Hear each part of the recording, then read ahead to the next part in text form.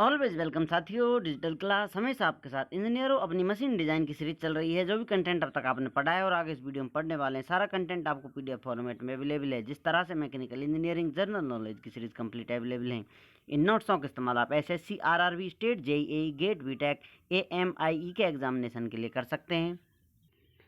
चलिए साथियों, शुरुआत करते हैं वीडियो की। आते हैं इक्विवेलेंट लोड की तरफ। डायनेमिक कंडीशन में जैसा कि आप देख रहे हैं, एक बेयरिंग है, दूसरा है, शाफ्ट घूम रही है इनके मध्य में। तो अब इस पर लोड लग रहा है, एक्सियल लोड लग रहा है और रेडियल लोड लग रहा है। तो इन दोनों लोडों को एक साथ कंसिडर किया जाए, एक साथ लेकर चला जाए, कितना लोड लग रहा है वही इक्विवेलेंट लोड कहला रहा है। यहाँ पर अब तक आपने देखा होगा ट्रिग्नोमेट्री से ये मैग्नीट्यूड इस प्रकार लगा हुआ है, दो वेक्टर बने हुए हैं जो बता रहे हैं। तो रिजल्टेंट इस प्रकार से आप निकाल सकते हैं, एंगल वैंगल निकाल सकते हैं। तो इस प्रकार से आपने देखा होगा किस प्रकार से रिजल्टेंट लोड निकाला जाता है। यहाँ पर ये इक्विवेलेंट लोड निकाला जा रहा है।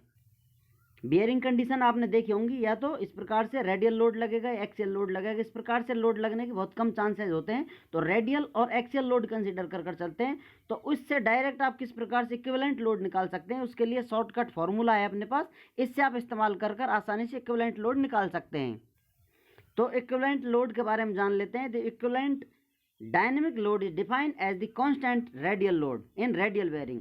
जो कांस्टेंट लोड लग रहा है, रेडियल बेयरिंग है तो रेडियल बेयरिंग में कांस्टेंट रेडियल लोड लग रहा है, और थ्रस्ट बेयरिंग है तो उसमें थ्रस्ट लोड लग रहा है, कांस्टेंट लग रहा है। Which if applied to the bearing would give same life as that the bearing will attain under actual condition of forces. आप मानकर चल रहे हैं इस लोड पर जो बेयरिंग आपकी लाइफ शो करेगा वो सेम एक्चुअल कंडीशन में शो करता है। वही सेम लोड आप कह सकते हैं, दोनों लोड आपको बता दिए गए हैं, उस लोड से आप इक्विवेलेंट लोड निकाल देते हैं तो सेम लाइफ आती है आपकी। आपको एक्सियल लोड दे रखा है और रेडियल लोड दे रखा है, दोनों लोडों को रिलेट करें आप। कुछ उसमें फैक्टर होते हैं जो आपको कंसीडर कर चलने होते हैं, वो प्रभावित करते हैं लोड को। तो इक्विवेलेंट लोड डायरेक्ट इस प्रकार से इस फॉर्मूले से निकाला जा सकता है। अब इसमें आपको क्या कह दे रखा है, P is equal to V X F R plus Y F A. यहाँ पर क्या है, एफ आर एफ ए क्या है, रेडियल और एक्सियल लोड। जैसा अब तक हम ये पॉइंट करते हुए आ रहे हैं, एफ आर रेडियल लोड है, एफ ए एक्सियल लोड है, एक्स वाई क्या है, लोड फैक्टर है। लोड फैक्टर किस प्रकार से प्रभावित करते हैं इस इक्विवेलेंट लोड को। वी है इसमें रेस रोटेशन फैक्टर।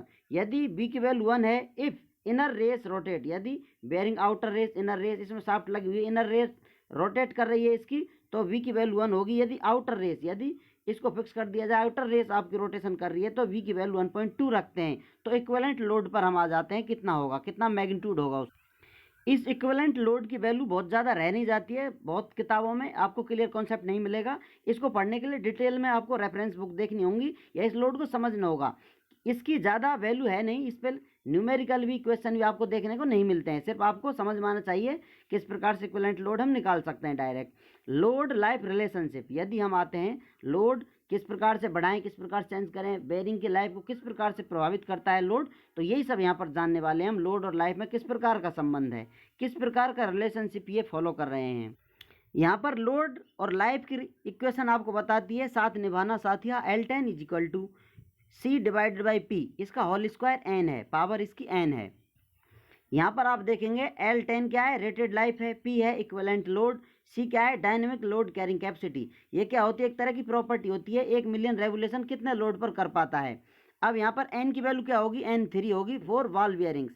यदि वॉल बियरिंग के लिए आप रिलेशनशिप देख रहे हैं तो N की वैल्यू आप 3 रखेंगे और 3.33 रखेंगे आप, 10 डिवाइडेड बाई 3 रख सकते हैं, 3.33 सेम वही वैल्यू है फॉर रोलर बियरिंग्स। यदि आप रोलर बियरिंग इस्तेमाल कर रहे हैं तो इस प्रकार से इनका रिलेशनशिप डिफाइन करेंगे।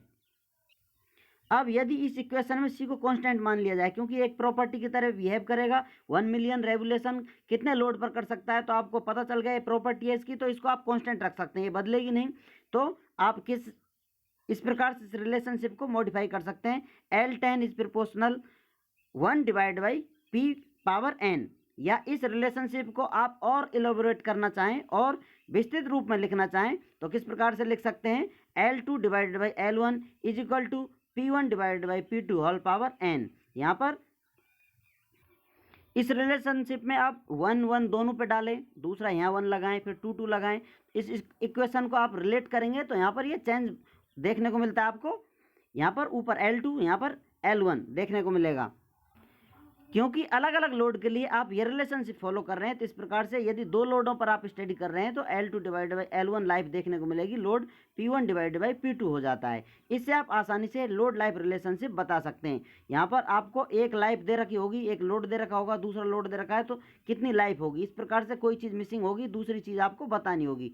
कुछ चीज़ें दी हुई होंगी, कुछ चीज़ें आपको बतानी होती हैं। सिंपल इस रिलेशनशिप से आप बता सकते हैं इनका फ्यूचर क्या होने वाला है।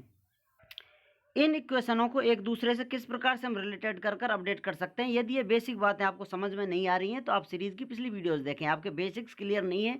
यदि सीरीज़ आप स्टार्टिंग से देखेंगे तो आपको एक एक सवाल का आंसर मिलता रहेगा।